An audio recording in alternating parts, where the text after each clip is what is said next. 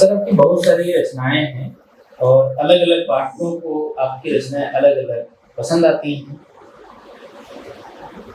अब्दुल बिस्मिल्लाह का जब नाम आता है तो हर पाठक के दिमाग में जो सबसे पहला ख्याल आता है वो झिनी झिनी बीड़ी चदरिया वाले अब्दुल बिस्मिल्लाह का नाम आता है। कभी उसको लेकर कोई दुख होता है? नहीं, कि और रचनाएं हमारी। मुझे नहीं होता दुख, मुझे दुख नहीं होता। अच्छा, इसलिए नहीं होता कि ये विडंबना से मेरे साथ नहीं है, ये तमाम लेखकों के साथ ये विडंबना है। यहां तक कि हिंदी के जो सबसे बड़े कथाकार हैं प्रेमचंद, उनके साथ विडंबना है कि प्रेमचंद का नाम आती है गोदान। भाई, प्रेमचंद यानी गोदान, जबकि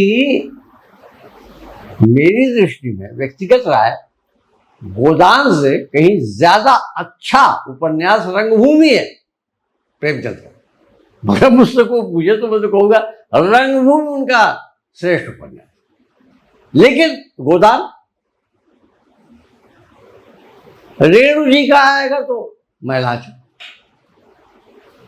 इसीलिए मैंने जिद पर आकर पति परिकथा पर 2 लेख लिखे। उनके गांव गया, कार्यक्रम हुआ तो वहां पे भाषण भी पति परिकथा पर दिया। मैंने कहा मैं महिला आंचल पर बोलूंगा ही नहीं मैं, क्योंकि मुझे महिला आंचल से ज्यादा अच्छा लगता है पति परिकथा। लो, अब ये सब खुराफात तो मैं कर सकता हूं दूसरों के लिए, अपने साथ तो नहीं कर सकता। लेकिन देखो कि ये सब छाप सबके कई लेख हैं। राई बासु प्रजा का तो खैर आधा गांव वो ठीक ही है, क्योंकि आधा गांव के अलावा कुछ ऐसा है नहीं कि जो हो अच्छा।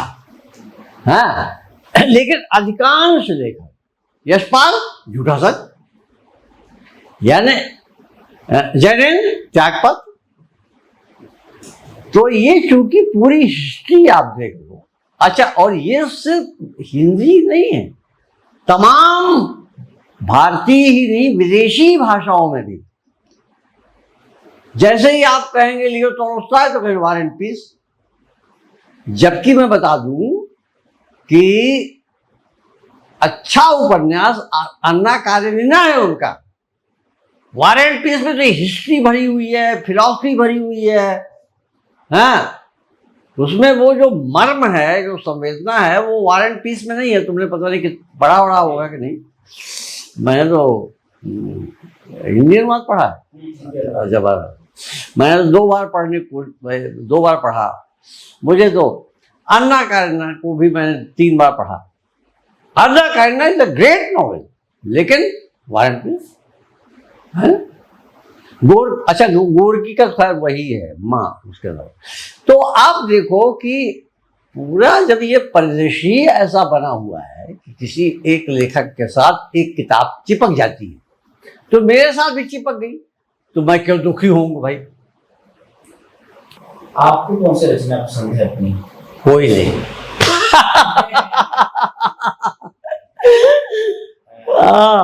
अपनी ऐसी रचना जिसे आप बचाना चाहते हो, जो सब कुछ जा रहा हो, तो कुछ ऐसा है जो लिखना बाकी है? बिल्कुल नहीं, बिल्कुल नहीं। मैं हमेशा कहता हूं कि मेरी कोई इस संदर्भ में मेरी कोई राय नहीं है,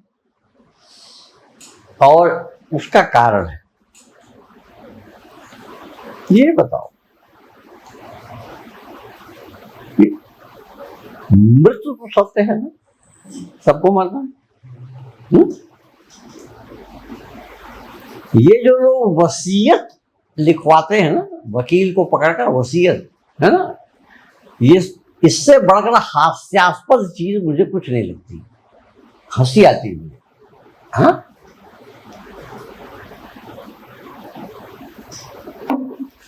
मैं वसीयत लिखवा दूं और मैं मर जाऊंगा, और उस वसीयत के लिखने पर कोई व्यवहार नहीं करेगा, अमल नहीं करेगा, तो मैं क्या मर कर फिर दोबारा जिंदा आकर लड़ूंगा क्या?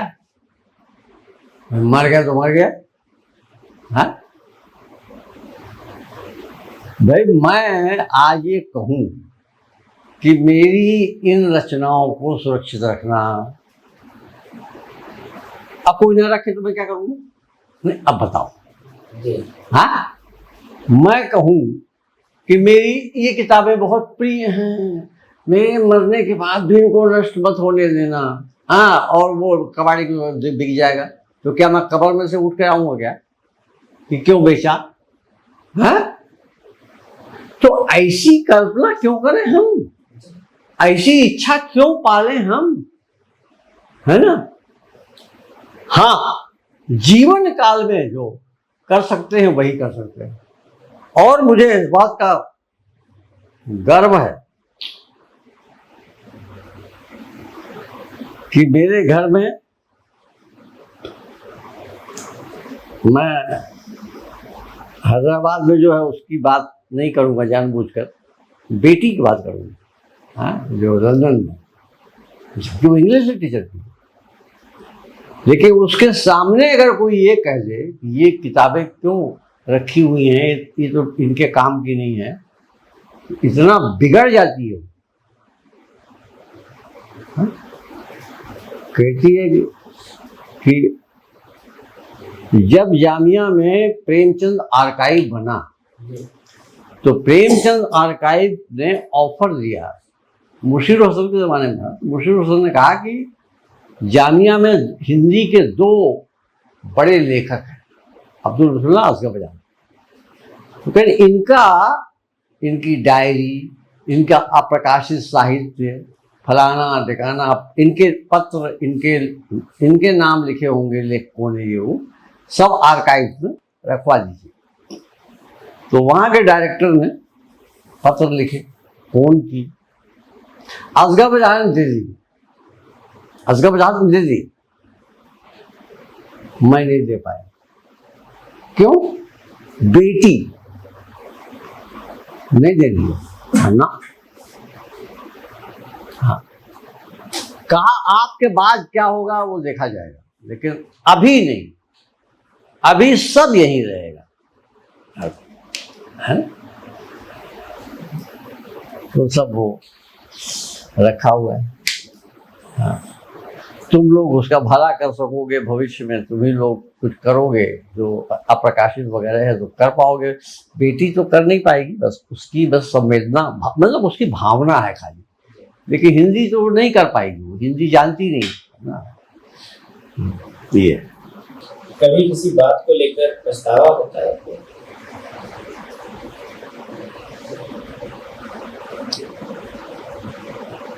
कुछ भूमिकाएं आपको निभानी हो, ना निभा पाए हो, इस तरह का कुछ?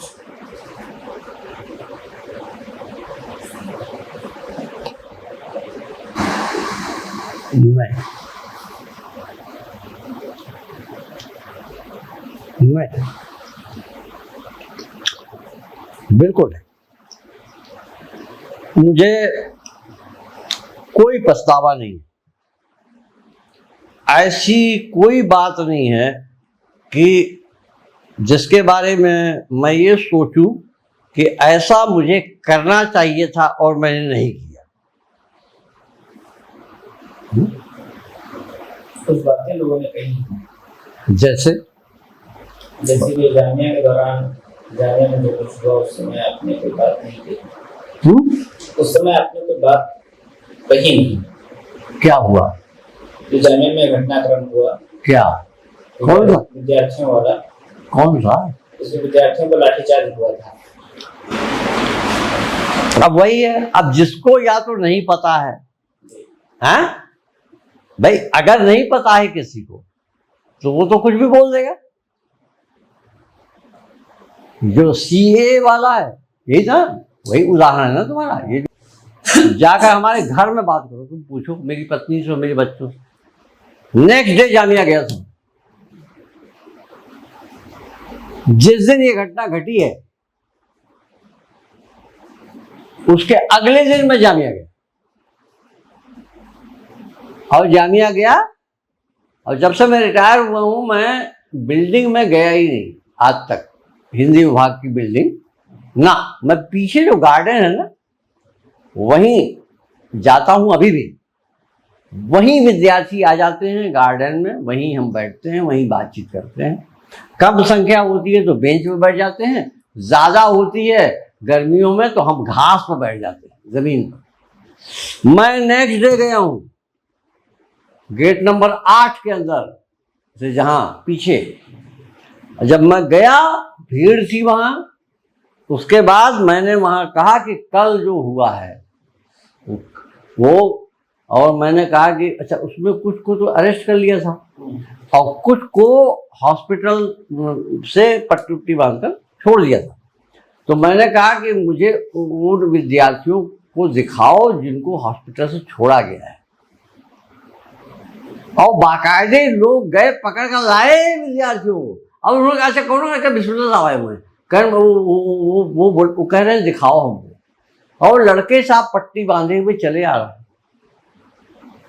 और किस डिपार्टमेंट के से मुझे नहीं मालूम। भीड़ लग गई थी वहां पर।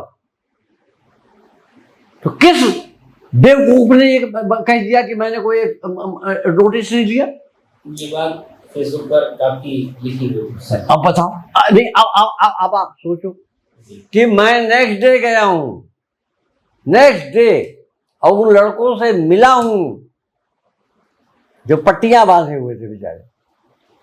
अब जो अरेस्ट से जेल में थे भाई उनसे तो नहीं मिल सकते, है ना। और मैं उसके बाद एक दिन नहीं, मैं कंटिन्यूअस 4-5 दिन तक गया हूं, पूरे हफ्ते। अच्छा उस जमाने में पाबंदी थी, अंदर जाने नहीं देते थे, है कि नहीं, आई कार्ड के बगैर। और मेरा जो मुझे जो आइडेंटिटी कार्ड जामिया का रिटायरमेंट के बाद मिला था वो एक्सपायर हो गया था। नहीं, एक्सपायर हो चाहे ना हो, मैं आइडेंटिटी कार्ड लेकर चलता ही नहीं। लेकिन मुझे सब पहचानते हैं वहां, तो मुझे कोई मना ही नहीं करता था। हाँ, लगातार मैं जाता रहा वहां पर। किस अहमक ने कह दिया कि मैंने नोटिस ले लिया, और कैसे तुमने विश्वास कर लिया इस पर? नहीं, मैं चाहता था कि ये बात जो है, हाँ, आपका ही वर्जन सामने आ जाए। तो बोल दिया मैंने, है ना। सर चलते हैं अपने पड़ोसी जो हमारा मुल्क है उसकी तरफ। उसकी बहुत सारी चीजें आप लेकर के आए हैं। उसमें राम भी आते हैं, कृष्ण भी आते हैं। और आज हमारे सामने राम को लेकर भी बहुत सारी बातें की जाती हैं क्या। और गांव में हम जब बातचीत होती तो हम राम राम कहते हैं, ताजिया भी हम सब मिलकर उठाते हैं। तो ऐसे में क्या होता है कि हम समझदार हैं या हमारा पड़ोसी जो है वो हमसे ज्यादा समझदार है, क्योंकि वहाँ राम तो आते हैं और उस पर कोई उस तरह की बात नहीं आती है चुनाव में। कि ये भी है कि तुम बिल्कुल हम जैसे निकले, ये बात आई थी कि अब तक कहाँ छिपे रहे।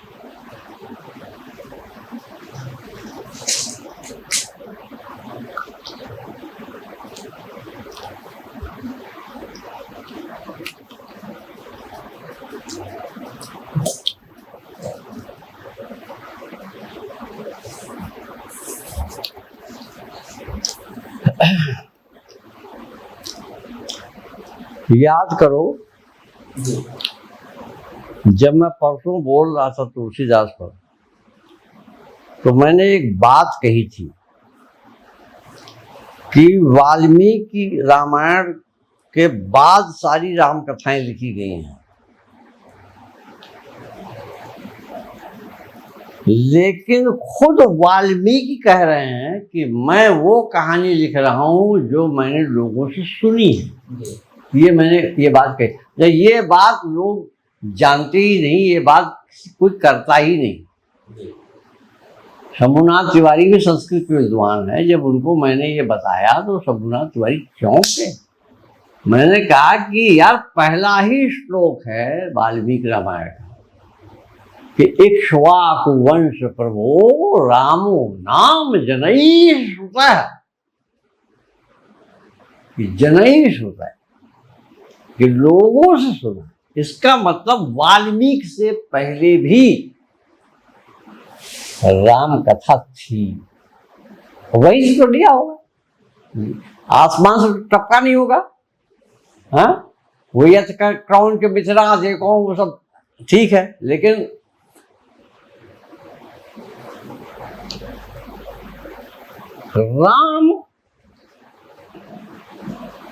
राम जो है वो हमारे, मैं देखो ये मेरी व्यक्तिगत राय है, इसको न किसी धर्म जाति संप्रदाय से कृपया न जोड़ें। आप सब दर्शकों श्रोताओं सबसे निवेदन है, आप लोगों से भी निवेदन है।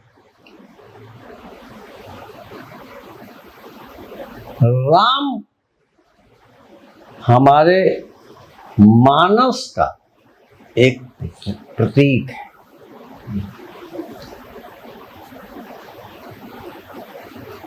प्रतीक है, बल्कि प्रतीक शब्द सही नहीं है। उसके लिए मुझे संस्कृत में नहीं बल्कि अंग्रेजी में उसके लिए एक शब्द मुझे उपयुक्त लगता है, अच्छा लगता, मतलब उपयुक्त लगता है संस्कृत में। हालांकि उसका भी हिंदी अनुवाद कर दिया है लोगों ने, मेटाफर। हालांकि उसको भी हिंदी में रूपक कर दिया है, लेकिन रूपक बिल्कुल अलग है। And metaphor is a different word. जब हम मेटाफर कहते हैं ना, तो मेटाफर जो है वो कोई एक जीता जागता, ऐसा लगता है कि वो कोई जीती जागती चीज है मेटाफर। राम हमारे मेटाफर है, और वो केवल भारत के मेटाफर नहीं है, वो पूरा साउथ एशिया के मेटाफर है राम। यही कारण है कि पूरे साउथ एशिया में राम की कथाएं फैली हुई। और फादर कामिल बुल्के ने जो किताब लिखी है, जो उनकी पीएचडी की थीसिस है, डीफिल की थीसिस, राम कथा, उनकी पीएचडी की मतलब डीफिल की थीसिस है। अच्छा, उनसे मिला हूँ फादर कामिल बुल्के से, उनका व्याख्यान सुना है मैंने, भाषण सुना है। तो हालांकि उन्होंने सिर्फ 300 राम कथाओं का जिक्र किया है, लेकिन मैंने मुझे बताया था कि नहीं, 300 नहीं, बहुत हैं। मैं समझता हूं कि 700-800 हैं राम कथाएं। मेरे पास टाइम नहीं है, वरना मैं रिसर्च करता यार, मैं खुद लिखता किताब, फारसी में मैंने बताया लिखा हुआ। तो राम मेटाफर है। तो राम जो है वो किसके हैं? सबके, जो इस पूरे साउथ एशिया में रहते हैं। मैं भारत की बात ही नहीं कर रहा हूं, है ना। राम तो ईरान तक हैं जी, मतलब ईरान, मतलब राम अगर ईरान तक है, सोचिए राम है। और मैं एक बात नहीं बोलूंगा तो शायद ये अन्याय होगा इस इंटरव्यू जो ले रहे हो तुम। राम जो शब्द है ये फारसी भाषा में भी है। अब इसका क्या कर लोगे? अब राम तो संस्कृत का है, लेकिन सेम बिल्कुल राम फारसी का भी शब्द है। राम अर्थ भिन्न है। क्या अर्थ है? संस्कृत में क्या अर्थ है? संस्कृत में राम का क्या अर्थ है?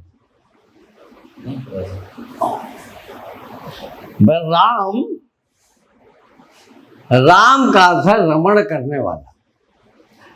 और रमण का मतलब यहां पर है कि आनंद देना। रमण करना वो नहीं है जो रमण मतलब आनंद प्रदान करना। रम्य, इसी से रम्य बना है, राम से ही रम्य बना है ना। रम्य जो है राम से ही बना है, रम्य है राम, है ना। तो सौंदर्य बोधक शब्द है राम संस्कृत में। फारसी में इसका क्या अर्थ है जानते हैं? राम का अर्थ फारसी में है वशीभूत कर लेना, किसी को अपने वश में कर लेना।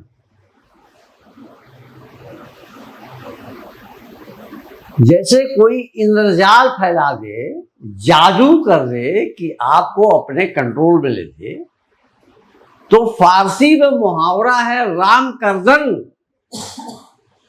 राम करदन का मतलब कि राम कर लिया, राम कर लिया यानी बस में कर लिया। तो राम तो फारसी के भी राम तो राम करदन ही है, राम ने बस सबको वश में कर लिया है, हैं? तो राम को क्या समझेगा यार कोई? ये लोग समझेंगे जो राम के नारे लगा रहे हैं, है ना?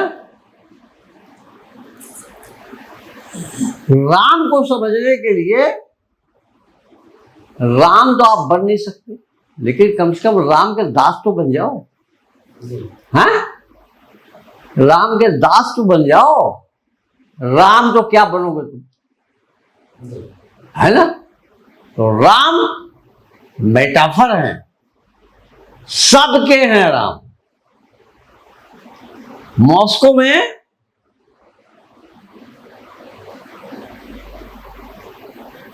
अब तो नहीं, एक जमाने में मॉस्को में रामलीला होती थी।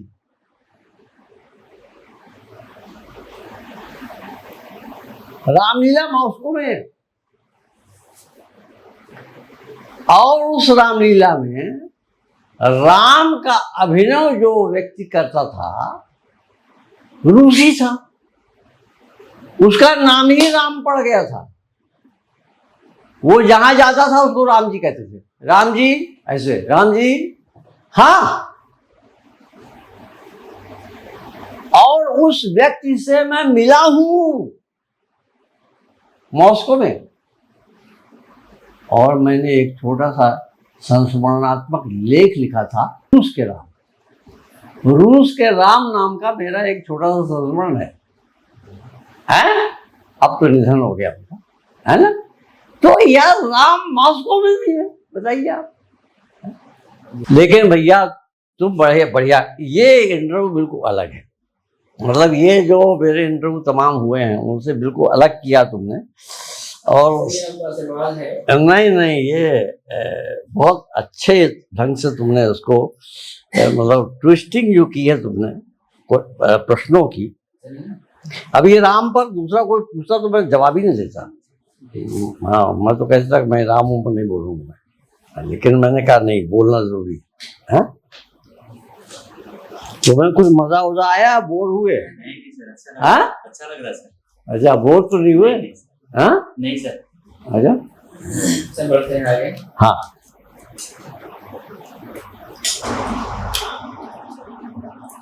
जो प्रवीण साथी के साथ जुड़े, प्रवीण साथी के नहीं, मैंने जुड़े नहीं मैंने किया, लेकिन रचनाओं के साथ तो जुड़े। हाँ। और आप ऐसी कई रचनाओं से जुड़ते हैं, गालिब के साथ जुड़ते हैं, फैज साहब से जुड़ते हैं। अभी अगले बताया था कि आपने मस्तर का अनुवाद किया है, जो 18वीं शताब्दी का उपन्यास है। कैसा लगता है करने को? सब कुछ इतना कुछ, नई नई जिंदगियां मिलती हैं, नए नए दौर आते हैं, पूरा होने के बाद क्या लगता है कि अनुवाद खास तौर से उर्दू, फारसी तो खैर यही, तब एक तो जो मैंने ऐनुल हसन से करवाया दस्तम्बू, और प्रनस्तर का तो मैंने खुद किया, लेकिन वो मैंने उर्दू से किया। अनुवाद की दुनिया में ढकेलने वाले मुझे नामवर जी हैं।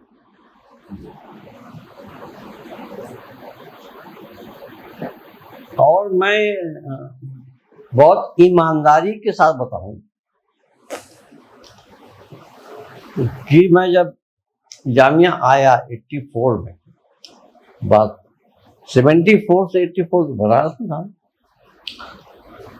और ये मैंने बताया है, कल भी शायद इंटरव्यू में बताया है पहले, कि उर्दू मैंने घर में पढ़ी है।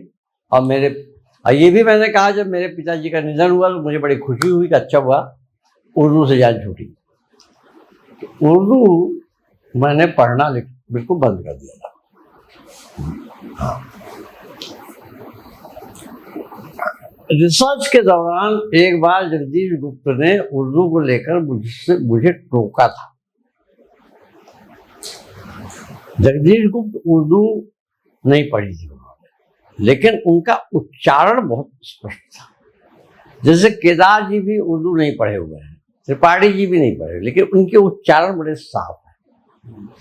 नामवर जी पढ़े हुए थे, नामवर जी तो उर्दू पढ़े हुए थे, हालांकि भूल गए। तो जगदीश जी का भी उच्चारण बहुत साफ था। मैंने एक शब्द कोई बोला जिसका उच्चारण मैंने गलत कर दिया, जगदीश जी बिगड़ गए। तुमसे मुझे ऐसी उम्मीद नहीं कि तुम गलत बोलो। मतलब वो सोचे थे मुसलमान है, मतलब उसका सांप्रदायिक था कि मुसलमान है तो उर्दू इसकी अच्छी होगी। महाराज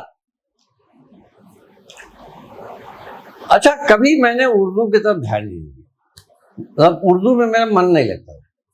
मैं हिंदी संस्कृत पढ़ने वाला है आदमी यार, अंग्रेजी आती नहीं थी। हाँ, अंग्रेजी तो मेरी बेटी ने पढ़ा दी मुझे। दिल्ली जब मैं आया तो ज्वाइन करने के कुछ दिनों के बाद नामवर जी ने आदेश दिया मुझे कि इब्ने इंशा की प्रसिद्ध कविताओं का शक्ल तैयार करो हिंदी। अब मेरे तो हाथ पाँव खुल गए, क्योंकि उर्दू मुझे छोड़ दिया था मैंने। मतलब क्या है उर्दू मेरे लिए कोई 12। तो मैं अब क्या कैसा, अब मैंने सोचा इनसे मैं कहूंगा कि मुझे इतनी अच्छी उर्दू नहीं आती तो ये क्या सोचेंगे ना मुझे, जब जगदीश गुप्त डांट चुके हैं मुझे। तो मैंने कहा कि ऐसा है कि मैं अकेले नहीं कर पाऊंगा, कोई सहायक मेरे साथ लगा दीजिए। सहायक किसको लगाया? उर्दू के प्रोफेसर JNU के सिद्दीकुर रहमान किदवई, जो कि डीन थे। अब वो क्या सहायता करेंगे मेरी? अब वो टाइम ही नहीं दे सिद्दीकुर रहमान किदवई। अब नामवर डांट, एक दिन गुस्सा हो गया, बिगड़ गए कि छोड़ो किदवई, तुम खुद करो ना, सहायक की क्या जरूरत है, खुद करो। तो ये तो कहानी की शुरुआत है कि मैं कैसे उर्दू में रचनाओं के अनुवाद करने लगा। तो सबसे पहले इब्ने इंशा किया। अच्छा, अब जब इब्ने इंशा का हो गया और राजकमल छपा।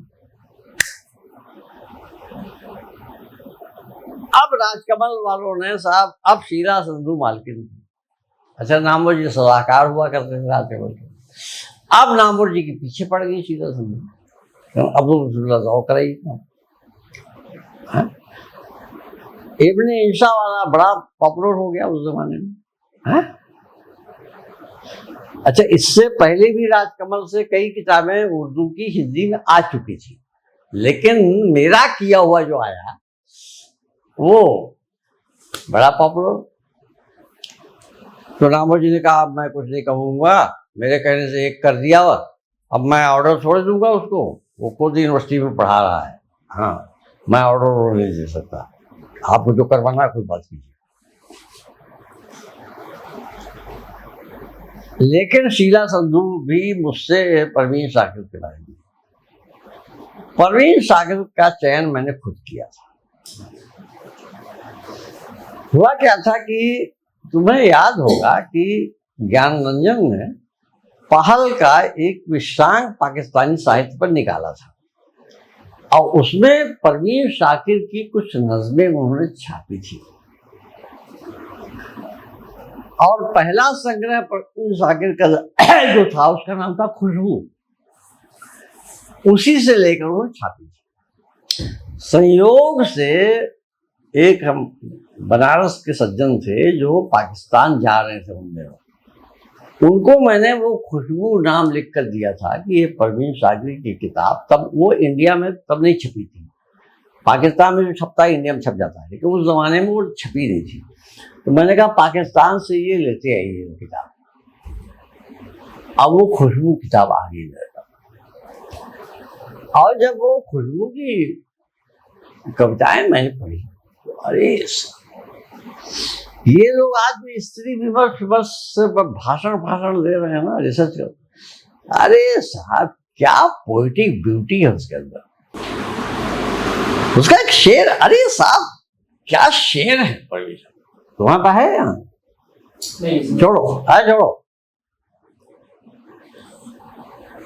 वो तो खुशबू है, हवाओं में बिखर जाएगा, मसला फूल का है, फूल किधर जाएगा। क्या शेर है, वो तो खुशबू है, हवाओं में बिखर जाएगा, मसला फूल का है, फूल किधर जाएगा। हा?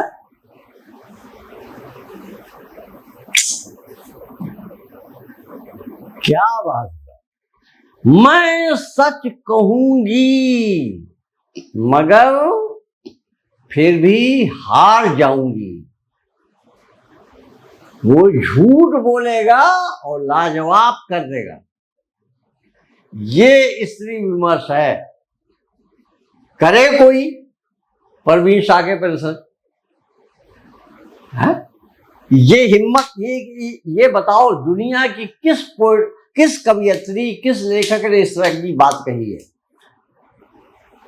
कि मैं सच कहूंगी मगर फिर भी हार जाऊंगी।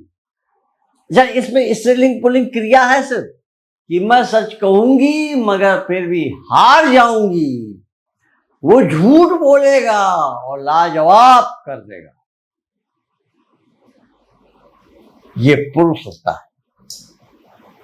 है? जुगनू को दिन के वक्त परखने की जिद करें, जुगनू को दिन के वक्त परखने की जिद करें। बच्चे हमारे यहाँ के चालाक हो गए, बच्चा कह रहा है कि जुगनू दिन में चपके सब मम्मा नहीं है, रात में क्या चपकता है, दिन में चपके। क्या साहब परवीन सागर, ये मैंने, अब इसके बाद तो फिर ये जब हुआ तब शीला जी पीछे पड़ गई फैज, सिलसिला चलने के बाद, हाँ सिलसिला चल नहीं, सिलसिला चल तो निकला ही, मतलब पीछे पड़ गई कि फैज को करो और कंप्लीट फैज करना है। अब पहला संस्करण में मेरा नाम नहीं है, वो क्यों नहीं है बताया तुमको मैंने, उनकी पत्नी ने मना कर दिया था किसी का नाम नहीं जाएगा, एलिस फैज कि किसी का नाम नहीं जाएगा। फिर अगले संस्करण से मेरा नाम गया, हाँ। तो अब इस दुनिया में जब मैं घुसा, लेकिन जब मैं इस दुनिया में घुसा तो मैं एक नई सांस्कृतिक दुनिया से मेरा साक्षात्कार हुआ। वो जो मैंने बात कही कि अनुवाद का मतलब केवल भाषा नहीं कि आप एक भाषा से दूसरे भाषा में ट्रांसफर कर दीजिए, आप डिक्शनरी देखकर, एक कल्चर से दूसरे कल्चर में जाना है, एक संस्कृति से दूसरी संस्कृति में जाना है आप, है ना। तो इस तरह से और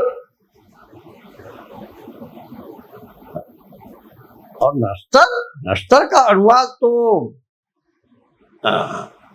मेरे लिए बड़ा मुश्किल था, क्योंकि वो कहने को तो उर्दू में है लेकिन इतनी फारसी निष्ठ है वो, अच्छा, जगह जगह वो फारसी के महान शायर हाफिज की गजलें कोट की हैं वो, है।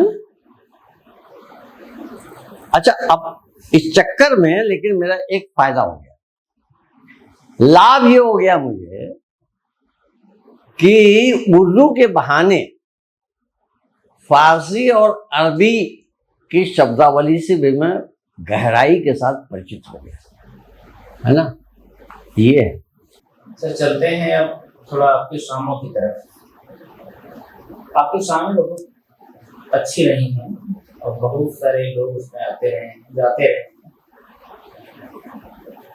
उसमें गालिब भी आते हैं, फैज भी आते हैं, कई लोग आते हैं, मतलब अपनी नज़मों के थ्रू आते हैं। कौन से सामने हैं जिनको आप याद करते हैं बार बार, जिनके साथ तो हम दोबारा पहुंच सकते हैं?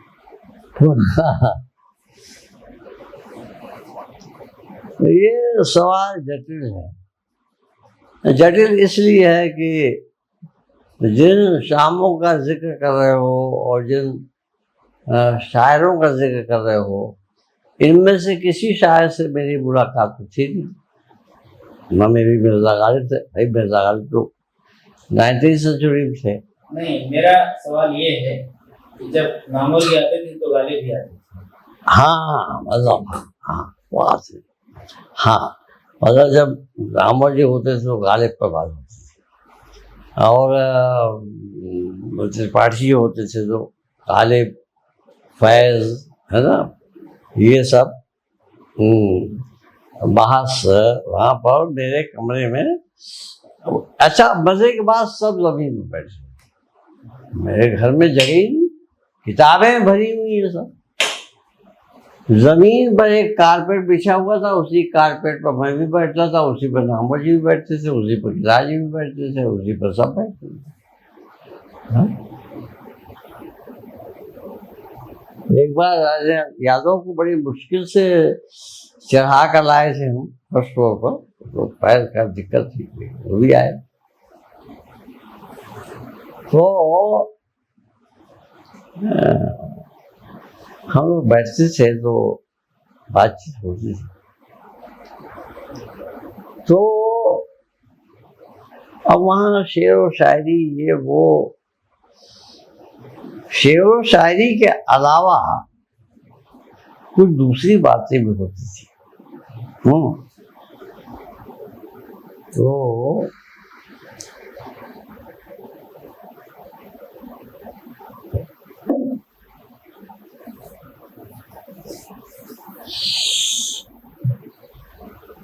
मैं बुढ़क्कड़ हो गया हूँ यार, मेरा स्मृति लोप तो नहीं, स्मृति भ्रंश।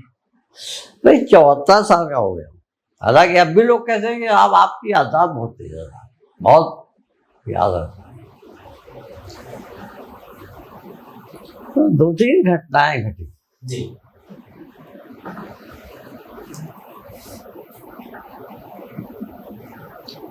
मेरे घर में। शाम को जो बैठकी होती थी उसमें 2 तो परमानेंट होते थे, मतलब नामोर सिंह, केदारनाथ। तीसरा कहते थे कि किसी और को बुला लो, लेकिन वो नामोर जी की रुचि से ही आता था। नामोर जी जिसको चाहेंगे उसको तो बुलाएंगे। तो आम तौर पर असगब याद, मुजीब रिजवी जो हेड से, एक बार नामोर जी ने कहा कि मुजीब को बुलाओ। अच्छा, मुजीब रिजवी को तुम कहते थे, क्योंकि उनकी पीएचडी के एग्जामिनर थे, तो उनके शिष्य थे।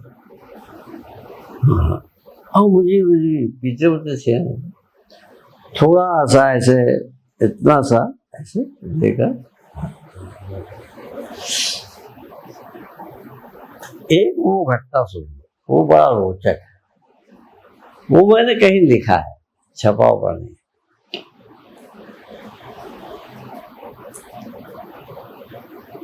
तो अब ये था कि नामोर जी, केदार जी, अच्छा ये सब आते थे तो हमारे घर में फिर भोजन। अच्छा, नामोर जी तो नॉन वेज खाते थे। अच्छा, नॉन वेज में चिकन उनको पसंद नहीं था, मुझे भी नहीं पसंद, मटन खाते, तो मटन ऑर्डर बनता था। अच्छा, नामो जी मछली के बड़े शौकीन थे। मछली क्या हुआ एक बार कि वो हमारी पत्नी ने मछली फ्राई बना दिया कि वो ड्रिंक के साथ मछली खाएंगे, और मछली के अलावा उन्होंने बकरे की कलेजी बनाई। हाँ? अब बैठे, अब पी रहे हैं। अच्छा, वो मुझे भी इतना छोटा शरीर बैठे हुए हैं। अच्छा, पी रहे हैं तो अब कलेजी खा रहे हैं और मछली। तो नामो जी ये नोट कर रहे हैं कि मुजीब रिजवी मछली खा रहे हैं, नहीं कलेजी खा रहे हैं और मछली भी खा रहे हैं।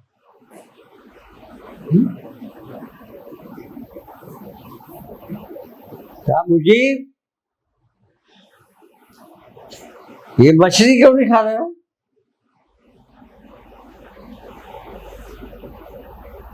हाँ मैंने खाऊंगा, क्यों?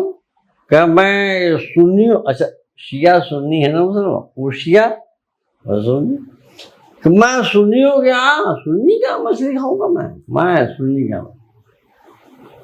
क्यों? कहा नहीं मैं सुन्नी होगा मछली। तो रामा जी मुझसे पूछते हैं, कहा कि बिस्मिल्लाह, क्या मछलियां भी शिया सुन्नी होती हैं? तो मैंने कहा डॉक्टर साहब मछलियां भी शिया सुन्नी होती हैं, पहचान क्या है शिया सुन्नी की? मछली। तो मैंने कहा कि जैसे रोहू है, तो रोहू के ऊपर के छिलका होता है ना, सेहत, तो मैंने कहा ये जो रोहू है इसको शिया खा लेता है, लेकिन शिया मांगुर नहीं खाता, क्योंकि मांगुर में लेयर नहीं होती। अच्छा, तो वो ये मामला है। तो मैंने कहा लेकिन मेरे यहाँ तो मांगुर तो नहीं, वो रोहू बना हुआ है। तो नामा जी ने कहा कि अरे भाई रोहू बना है, खाओ भैया। मुजीब रिजवी नहीं खाए तो नहीं खाए, का इन सुन्नियों का कोई भरोसा नहीं है, धर्म भ्रष्ट कर देते हैं हमारा, ये पता नहीं क्या खिला देंगे। नहीं खाए और वो कलेजी खाए, लेकिन कलेजी खाते वक्त एक कमेंट किया ना मुझे,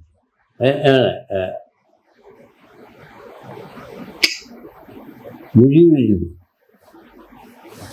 कहा ये अवध स्टाइल में बना हुआ है। तो मैंने कहा आपकी जो बहू है ये फतेहपुर की है? तो कहा अच्छा तो नहीं शादी हुई थी भाई। कह अच्छा, जहाँ के असरबजाज? मैंने कहा बिल्कुल वहीं के हैं। तो कह तभी लग रहा है ये तो बिल्कुल अवध स्टाइल में है। तो एक तो ये अनुभव इतना रोचक है कि साहब कि वो उन्होंने मछली नहीं खाई, हाँ कलेजी खाई, कलेजी खाई। नहीं, अब दूसरा सुन लो।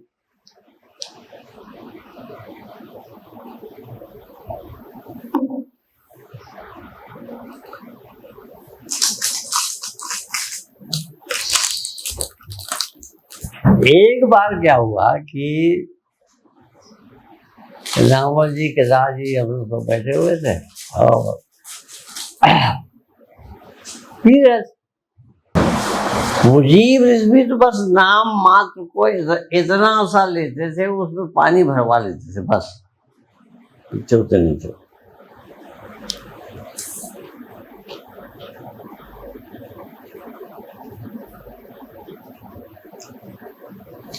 नामा जी, कजा जी, ये सब।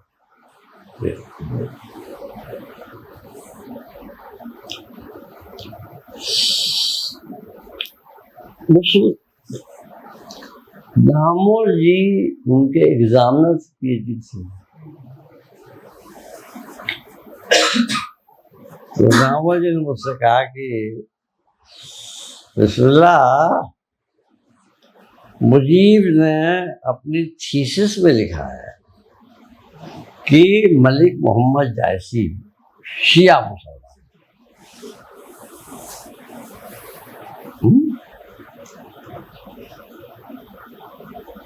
तुम्हारी क्या राय है? उनके सामने पूछ रहे हैं, बैठे हुए, तो कहें कि ये, अरे जब खत्म हो जाए बंद कर देना। तो कहा मुजीब रिजवी ने अपनी थीसिस में लिखा है कि मलिक मोहम्मद शिया थे। खुद मुजीब रिजवी शिया, असगराबाद भी शिया है। तो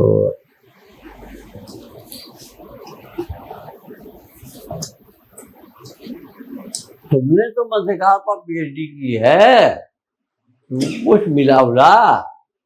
और जमीन पर बैठ कर सब बात हो रही है। हाँ, कारपेट बिछा हुआ है जमीन पर, मसनद लगे हुए हैं, बाकायदे नवाबों वाला कमरा था मेरा। हाँ, मसनद लगे हुए हैं। हाँ, ये सब नामो जी, सब किताब जी, सब। हाँ, अब 4 सब किताबें।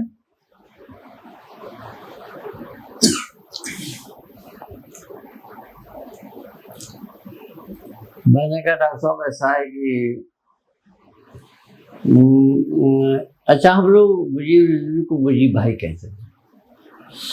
मैंने कहा मुजीब भाई से एक प्रश्न पूछ लीजिए आप, तो सारा मामला हल हो जाएगा। क्या? मैंने कहा इनसे ये प्रश्न पूछ लीजिए कि कौन सा ऐसा शिया है जो अपने नाम के आगे मोहम्मद लगाता है? मलिक मोहम्मद जैसे शिया अपने नामों में मोहम्मद लगाते ही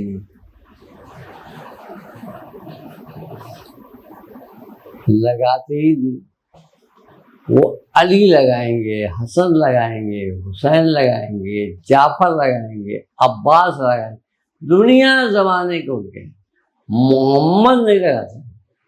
तो मैंने कहा कि आप इनसे ये पूछ लीजिए कि मोहम्मद, अब हाँ मुझे बताओ, कोई नाम बताओ किसी शिया विद्वान का जिसका नाम मोहम्मद। मुझे भी ने कहा है कई लोग, कहा कई लोग नहीं, एक नाम बताओ। अच्छा यार विपल, तो मैंने पहली बार देखा कि नामोर जी किस तरह डांट रहे हैं एक प्रोफेसर हेड को। डांटते हुए देखा। कह नहीं, बिस्मिल्लाह कह रहा है एक नाम बताओ कोई स्कॉलर का जिसका नाम मोहम्मद है और शिया। आप तो साहब मुझे भी फंसे। तो मैंने कहा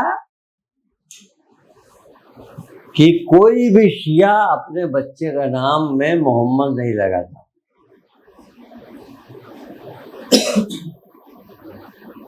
इसलिए वो शिया नहीं था।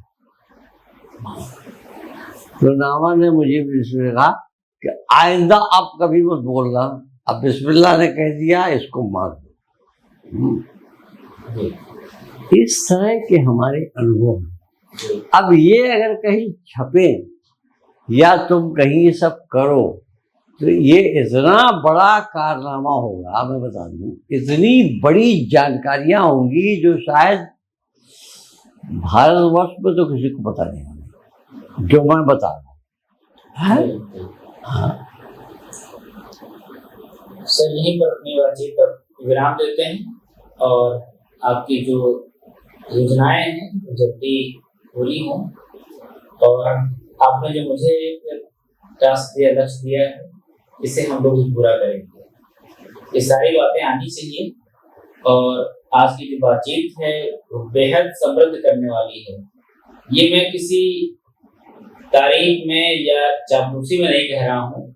आप पूरी बातचीत जब सुनेंगे तो आपको लगेगा कि आप जो थे वो नहीं रह गए हैं। इस समाज की खूबसूरती यही है, हिंदुस्तान की खूबसूरती यही है कि जहाँ पर जैसे लोग हैं और मध्यकाल को लेकर जो बात करते हैं वो बात हम सभी को समझनी चाहिए कि हमारे लिए मध्यकाल का असली मायने क्या है। सर, हम बेहद शुक्रगुजार हैं कि आपने मुझसे बात की और हमारे दर्शकों को इससे बहुत लाभ होगा। हम जल्दी ही किसी मोड़ पर मिलेंगे। बहुत बहुत धन्यवाद। तो मैं क्या कहूँ भाई, स्नेह आप लोगों का है, आप लोगों के प्रति स्नेह, इतना सम्मान दिया तुम लोगों ने। और मुझे इस बात की बहुत खुशी है कि पारंपरिक ढंग से जो साक्षात्कार लिए जाते हैं उस तरह से नहीं लिया गया और कुछ नए ढंग से प्रश्न पूछे गए और मैंने कोशिश की कि मैं उनके प्रश्नों का उत्तर भी नए ढंग से दूं। अगर मेरे उत्तरों में कोई ऐसी बात हो गई हो जिससे किसी की भावना को आहत हो, उसको आप कृपया डिलीट कर दीजिएगा। हाँ, लेकिन ये बड़ा काम कर रहे हैं आप लोग, इसको करते रहिए। मेरी बहुत बहुत शुभकामनाएं। धन्यवाद।